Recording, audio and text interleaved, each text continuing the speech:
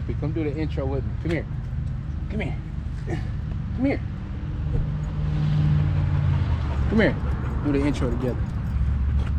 Oh, what's up, YouTube? It's your boy J-Lo here, and today we have made some progress. Some progress that if you've been following the channel for a while, is long overdue, and that progress is dealing with Shorty right here.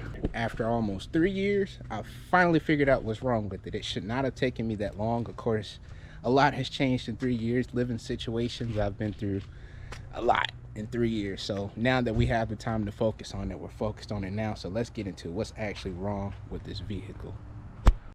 So we're under the hood now, and you guys know that the code that I'm getting is for a camshaft sensor, which sits in the back. For anyone that's dealing with that issue, make sure you use OEM.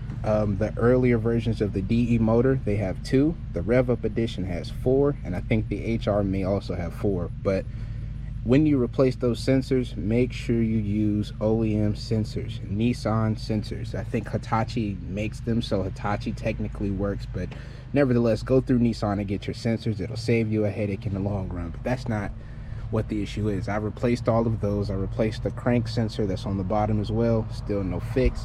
I've replaced the VTC covers. As you can see, I got them both unplugged right now, but I have replaced both of these, which are not cheap, and that also didn't fix the problem. So I figured it had to be something deeper than that. So in order to get to it, I'm about to take these covers off and explain what I found.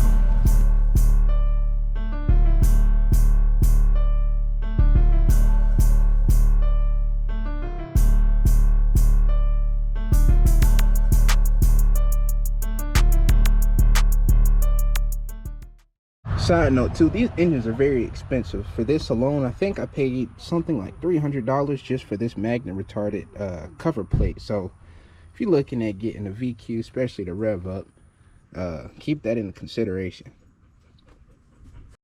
So now that we got the cover off, I can better explain things to you. So these engines, they have 3 timing chains. They have the primary timing chain that controls from the crank everything that's around, and then these cars have dual overhead cams. So the dual overhead cams, they have their own secondary timing chain that's also connected to the assembly. So it's 1, 2, and then 3, the main one going all the way around. Also, weirdly enough too, your water pump is ran off of the primary timing chain, which is something a little different, but nevertheless, that's the layout of it.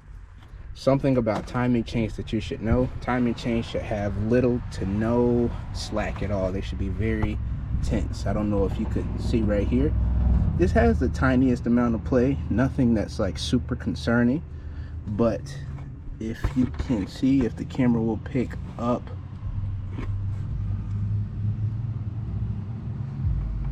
I had to take the GoPro off the stand to show y'all, but there is a secondary chain back there, and if you look, excuse me, that secondary chain is loose. When I say loose, I mean like stripper coochie loose. It's bad to some degree. I'm sure it's either the tensioner or it's the oil pressure from the VVT solenoid. One of the two is going to cause it, but nevertheless, we're doing the whole timing chain assembly. But that alone, that play right there, is what's causing the issue with my car. Apparently, it's a very common issue, because when I went to YouTube and searched it, a bunch of things came up to that degree saying that that is the problem. So the next video that you'll see on this thing right here is a timing chain swap out.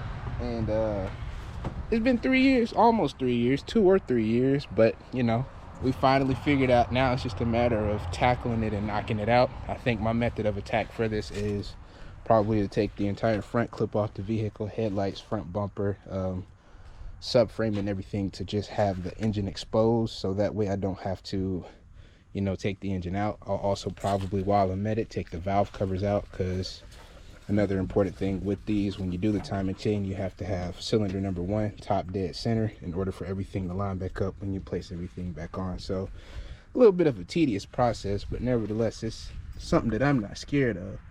And man, I'm excited. The car still, weirdly enough, ran fine. It just gave that issue. What gave it away was, in the previous video, I showed you guys the data logs that I got from the angle that the cam was reading. And with that information, I was able to come to that conclusion that that chain was loose. And I'm pretty sure, like I said, I don't think it's the tensioner, because the tensioner still feels pretty firm. I can't push it down with my finger. But there's several causes. It could also be the camshaft sprocket right here that would also cause the issue. So it could be what's the word I'm looking for? A multitude of different things that causes it, but it's between this actual camshaft sprocket, the VVT solenoid, or the tensioner. Whatever in that assembly is giving the chain the loose slack is what the issue is. So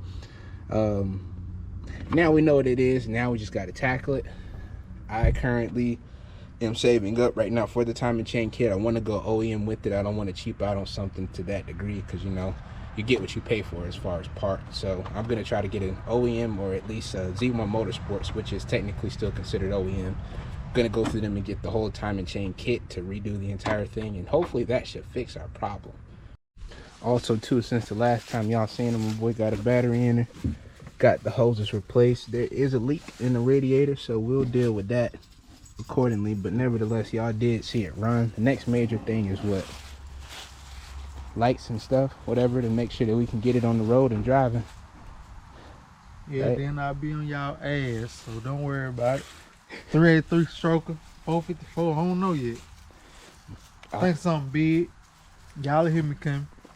But nevertheless, I guess I'm gonna leave y'all with a montage of failures of everything that I've tried to fix and that didn't fix. So appreciate y'all for rocking with me. Love y'all and enjoy this.